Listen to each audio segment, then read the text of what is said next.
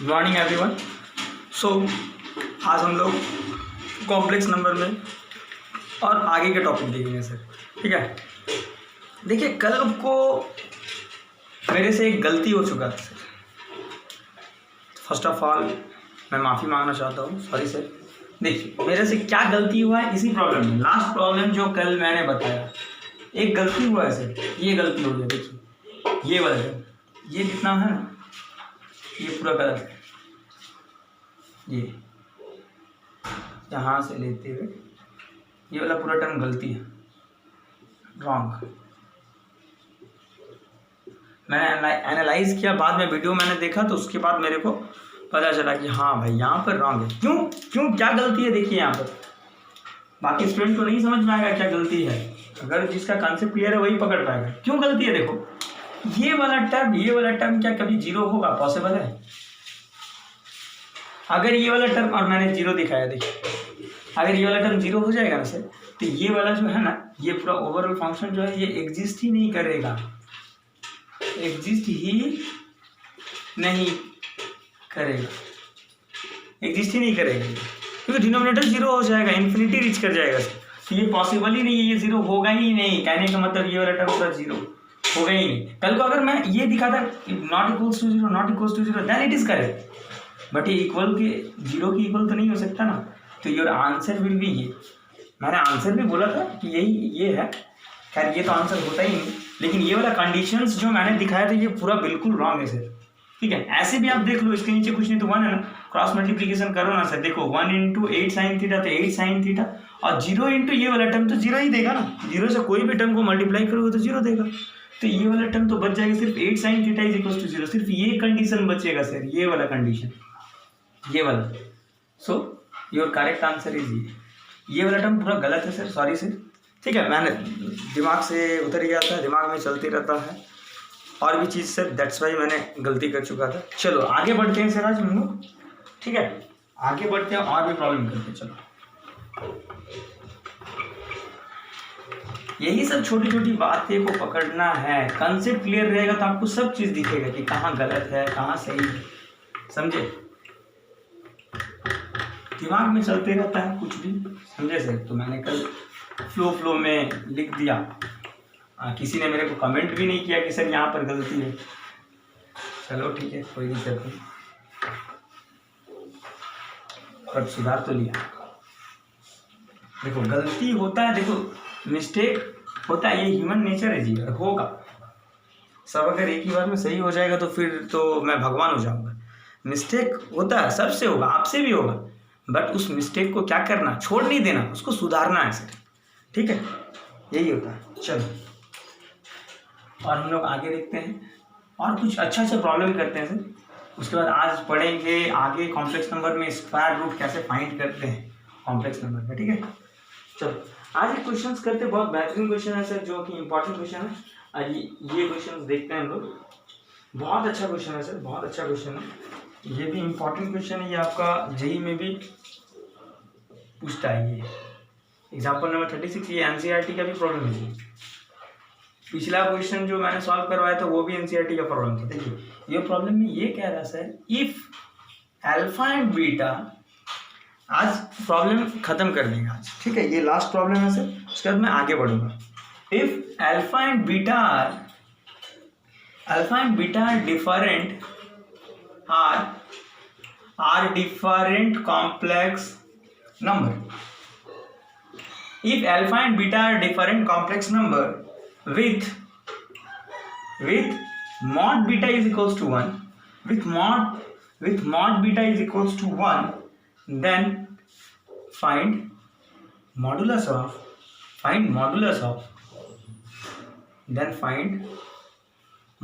of beta minus alpha upon 1 minus alpha conjugate into beta is equals to what। ये क्या होगा? ये question पूछा, बहुत बेहतरीन क्वेश्चन है सर, बहुत बारीकी से बनेगा क्वेश्चन, मजा आएगा। देखो यहाँ पर प्रॉपर्टीज का यूज है सर, ये सब क्वेश्चन प्रॉपर्टीज के बिना नहीं बना पाओगे आप लोग। क्या कह रहा है सर, ये भी इंपॉर्टेंट क्वेश्चन से, याद रखिएगा, वेरी इंपॉर्टेंट, याद रखिएगा। If alpha and beta are two different numbers, complex number, alpha और बीटा जो है सर सिस्टम में दो कॉम्प्लेक्स नंबर दिया हुआ और दोनों कॉम्प्लेक्स नंबर अलग अलग कॉम्प्लेक्स नंबर है विथ जिसमें कि बीटा जो है ये कॉम्प्लेक्स नंबर इस बीटा वाले कॉम्प्लेक्स नंबर इस कॉम्प्लेक्स नंबर का मॉडुलस 1 दे दिया गया है। देन फाइंड करने बोल रहा है ये वाले टर्म। चलो हम लोग कुछ सीखे हैं सर, क्या बता दिया गया है, ये अल्फा और बीटा है क्या, ये दोनों कॉम्प्लेक्स नंबर है सर, याद रखिएगा। चलो इसको सॉल्व कैसे करेंगे, देखो हम लोग क्या ये प्रॉपर्टीज पढ़े हैं, कल भी मैंने जिक्र किया था, जेड इंटू जेड कॉन्जुगेट क्या मॉडुलस जेड का स्क्वायर देगा। क्या हम लोग ये प्रॉपर्टी जानते हैं ना, प्रॉपर्टीज को मैंने पढ़ाया भी है, कल भी मैंने डिस्कस किया था इससे रिलेटेड। एक प्रॉब्लम बताया था, उसको मैं बोला था कि अगर आपका कॉम्पिटिटिव एग्जाम में उस टाइप का क्वेश्चन आएगा प्रॉपर्टीज से जाना।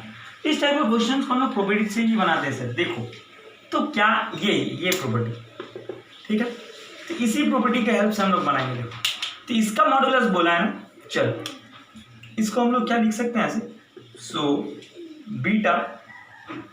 Beta minus alpha upon 1 minus alpha conjugate into beta का स्क्वायर क्या देगा, ये तो कॉम्प्लेक्स नंबर, ये एक होल कॉम्प्लेक्स नंबर है सर। देखो कोई भी कॉम्प्लेक्स नंबर, कोई दो कॉम्प्लेक्स नंबर को आपस में सब्सट्रैक्ट करो, ऐड करो, मल्टीप्लाई करो, उसका रिजल्ट भी कॉम्प्लेक्स नंबर ही देता है सर, तो जब मेरे को क्वेश्चन में बोल दिया गया अल्फा बीटा दो डिफरेंट कॉम्प्लेक्स नंबर है, तो ये वाले टर्म को अगर माइनस करे, प्लस करे, ऐड करे, डिवाइड दे, तो ये वाले टर्म का भी जो रिजल्ट निकलेगा वो भी एक कॉम्प्लेक्स नंबर ही होगा सर, तो ये एक पूरा ये जो है ना अंदर वाले ये कॉम्प्लेक्स नंबर है।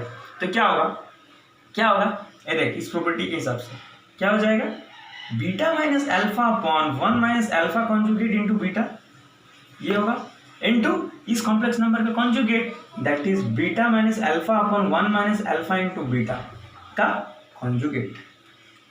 देन मैं इस प्रॉपर्टीज को ऐसे लिख सकता हूँ।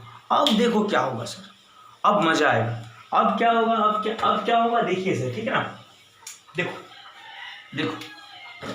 बारीकी से ध्यान से देखना। चलो मैं यहीं पर लिखता हूँ, ये रहने दो, beta minus alpha upon 1 minus alpha conjugate into beta.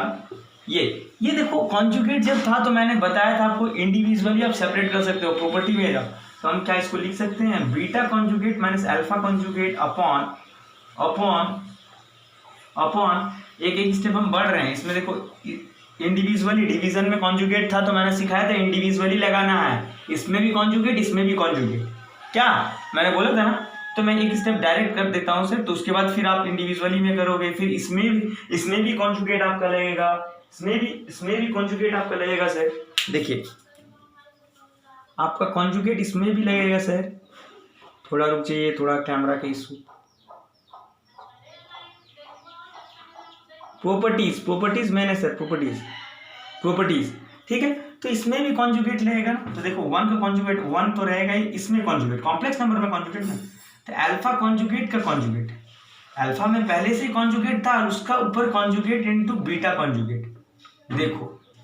देखो बारीकी से याद रखना। और मैंने प्रॉपर्टी में ये भी सिखाया था, कोई भी कॉम्प्लेक्स नंबर का कॉन्जुगेट लोगे ना तो आपको फिर से वही कॉम्प्लेक्स नंबर मिलेगा, ठीक है। तो चलो तो ये वाले टर्म को फाइंड आउट करने, चलो ये क्या हो जाएगा सर, ये देखिए beta minus alpha into beta conjugate minus alpha conjugate upon 1 minus alpha conjugate into beta into ये 1 माइनस, देखिए अल्फा का कॉन्जुगेट कोई भी कॉम्प्लेक्स नंबर का कॉन्जुगेट वही कॉम्प्लेक्स नंबर देगा। अल्फा बीटा दोनों ही मेरा कॉम्प्लेक्स नंबर है, तो इस कॉम्प्लेक्स नंबर का कॉन्जुगेट क्या होगा, यही कॉम्प्लेक्स नंबर मिलेगा अल्फा इंटू बीटा कॉन्जुगेट। अब क्या करेंगे सर, अब इंडिविजुअली मल्टीप्लाई करेंगे, उसके बाद देखेंगे हम लोग क्या हो रहा है। इंडिविजुअली मल्टीप्लाई करेंगे, उसके बाद देखूंगा क्या हो रहा है। ओके चलो अब देखते हैं, इंडिविजुअली मल्टीप्लाई करो। चलो ये वाला टर्म है beta minus alpha upon 1 minus alpha conjugate into beta का मॉडुलस स्क्वायर, ठीक है। तो चलो इसको इंडिविजुअली मल्टीप्लाई करते हैं। इंडिविजुअली मल्टीप्लाई करोगे तो देखो क्या है, बीटा इंटू बीटा कॉन्जुगेट, चलो इसको लिखते हैं बीटा कॉन्जुगेट इंटू बीटा, चलो बीटा से मल्टीप्लाई करो, minus alpha conjugate into beta minus alpha into beta conjugate minus minus plus alpha conjugate into alpha, okay alpha upon ये देखिए माइनस, और देखिए +1 से इसको पूरा मल्टीप्लाई करो तो 1 minus alpha 1 minus alpha, alpha into beta conjugate, आप minus alpha conjugate into beta से करेंगे तो ये इंटू 1 से, तो alpha conjugate beta minus minus plus क्या हो जाएगा, alpha conjugate into alpha into beta conjugate into beta.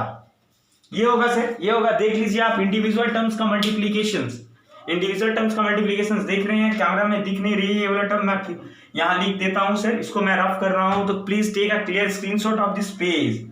ठीक है, आगे बढ़ते हैं सर। बहुत अच्छा क्वेश्चन है, इंपॉर्टेंट क्वेश्चन है, याद रखिएगा, बोर्ड के लिए भी, कॉम्पिटिटिव एग्जाम के लिए भी। ठीक है, चलो प्रॉपर्टीज, प्रॉपर्टीज का देखिए काम कितना बड़ा काम है, इतना अच्छा अच्छा क्वेश्चन को सॉल्व कर देता। देखिए चलो, ओके मैं मिटाता हूं। ठीक है, देखिए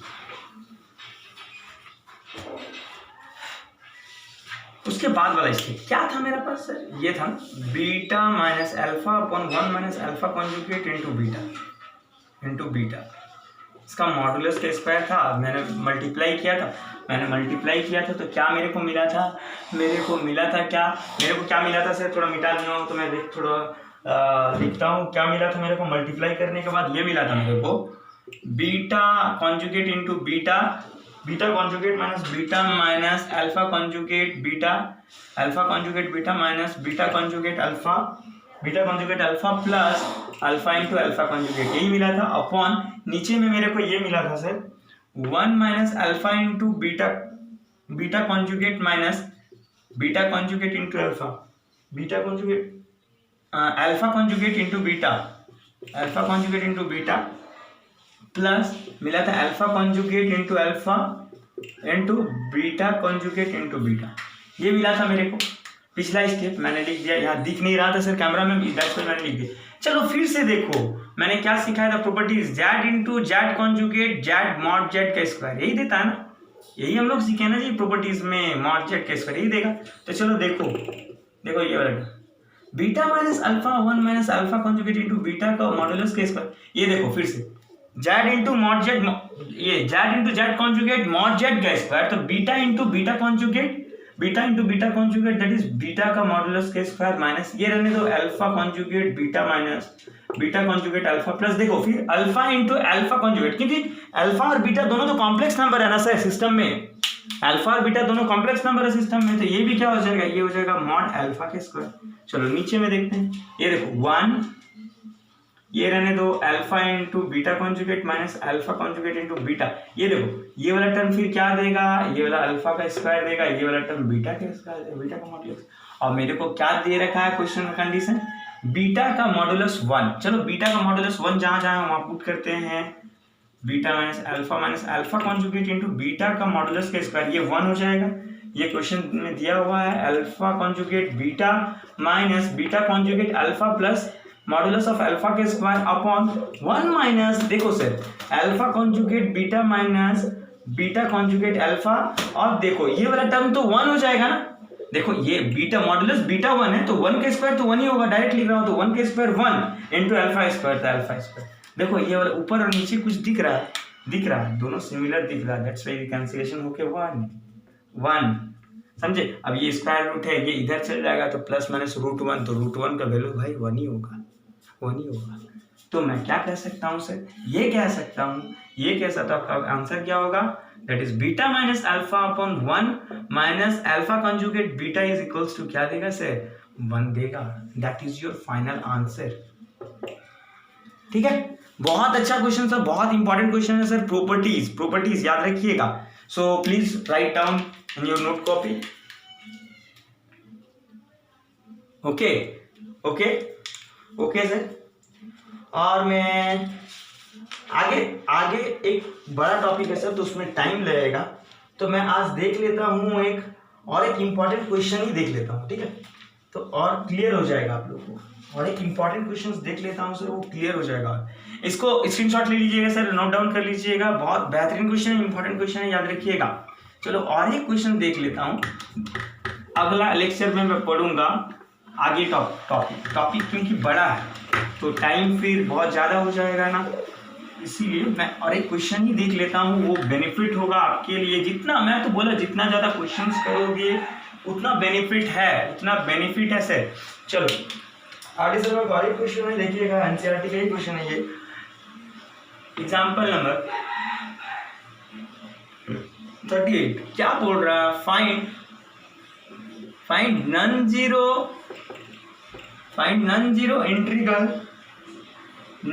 इंटीग्रल सॉल्यूशंस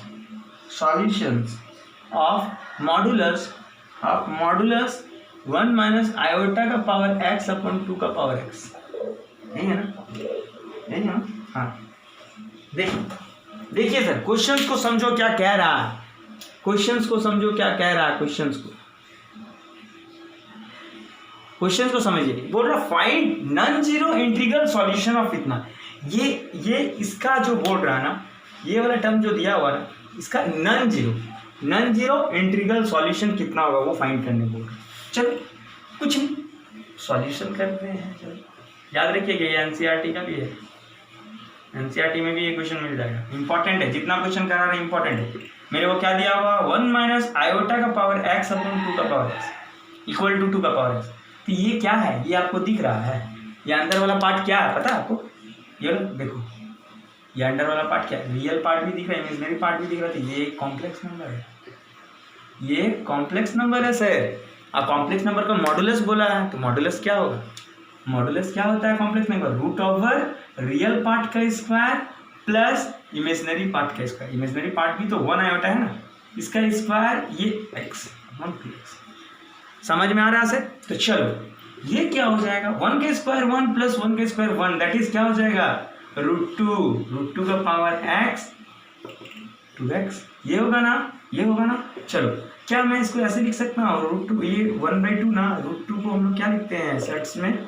1/2। चलो यहाँ साइड में करता हूँ, इसके बाद इधर करता हूँ, क्या हो जाएगा? 2 का पावर इंटू करो x अपॉन 2 इंटू 2 का पावर x। क्या करोगे? बेस दोनों का सेम है तो पावर इक्वल करोगे। चलो ठीक है, इक्वल करोगे ना पावर, इस केस में कट जाएगा। तो अब क्या करेंगे? अब देखो मजा आएगा यहाँ पर। अकॉर्डिंग टू क्वेश्चन बोल रहा नॉन जीरो इंटीग्रल सॉल्यूशन। तो ये वाला टर्म कब नॉन जीरो देगा? जब x का वैल्यू मैं अगर नॉन जीरो बोला है ना, तो ये वाला टर्म को मैं चलो 1 लिख देता हूँ। तो ये 1 कब होगा? जब 2 का पावर 0 होगा। 2 का पावर इसलिए रख रहा हूँ भाई, 2 है यहाँ पर इक्वेट कर सकता हूँ, बेस सेम है तो हम पावर को इक्वेट कर सकते हैं। x का वैल्यू यहाँ पर 0 मैंने पुट किया। चलो क्यों? क्योंकि ये इंटीजर मिला। अब क्या कर सकते हैं? ये 1 हो जाएगा ना, ये वाला टर्म को चलो 1 लिख देते हैं। नॉन जीरो इंटीग्रल वैल्यू वाला 1। तो ये 1 कब होगा? जब ये इसकी जगह लिख रहे हैं ना, जब 2 का पावर 0 होगा। अब हम लोग दोनों का देखो, दोनों का बेस सेम है तो हम लोग इक्वेट, देखो यहाँ भी बेस सेम था। आप बोलोगे सर यहाँ भी बेस सेम है, बट यहाँ इक्वेट क्यों नहीं किए? यहाँ अगर इक्वेट करोगे ना तो देखो x कैंसिल हो जाएगा, x बचेगा ही नहीं, वेरिएबल बचेगा ही नहीं। तो आपको क्या लग रहा है? यहीं से पता चल रहा है आंसर कि यहाँ एक भी सॉल्यूशन नहीं होगा, बट आपको दिखाना होगा बोर्ड में, ऐसे बोर्ड एग्जाम में आपको दिखाना होगा। चलो तो ये क्या हो जाएगा आपका? x upon 2 is equals to 0। So cross multiplication कर लो तो x इज इक्वल्स टू 0। कहने का मतलब इससे ये पता चल रहा है, क्या? Hence there is no non zero